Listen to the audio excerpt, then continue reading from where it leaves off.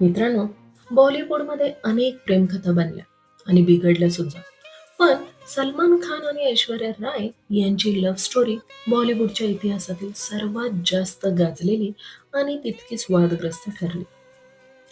एका बाजूला जगातील सर्वात सुंदर महिला आणि दुसऱ्या बाजूला बॉलिवूडचा मोस्ट इलिजिबल बॅचलर.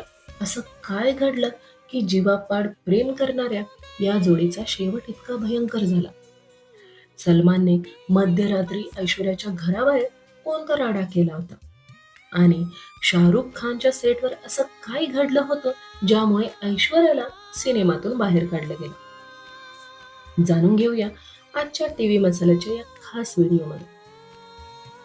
या आयकॉनिक लव्ह स्टोरीची सुरुवात 1999 मध्ये झाली, जेव्हा संजय लीला भंसाळी यांच्या हम दिल दे चुके सनम चित्रपटाच्या सेटवर हे दोघं एकत्र आले.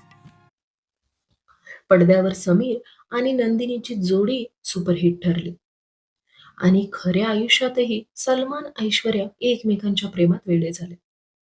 संपूर्ण बॉलिवूडला वाटत होतं की ही जोडी लवकरच लग्नाच्या भिडीत अडकणार. पण त्यानंतर या नात्याला कोणाची तरी नजर लागली. मीडिया रिपोर्ट्सनुसार सलमान खान ऐश्वर्याच्या बाबतीत प्रचंड पॉझिटिव्ह आणि इन्सिक्युअर होता. त्याला ऐश्वर्याने दुसऱ्या कोणत्याही अभिनेत्यासोबत काम केलेलं आवडायचं नाही. या वादाने उग्र रूप तेव्हा घेतलं जेव्हा 2001 मध्ये एका मध्यरात्री सलमान खान ऐश्वर्याच्या घराबाहेर पोहोचला.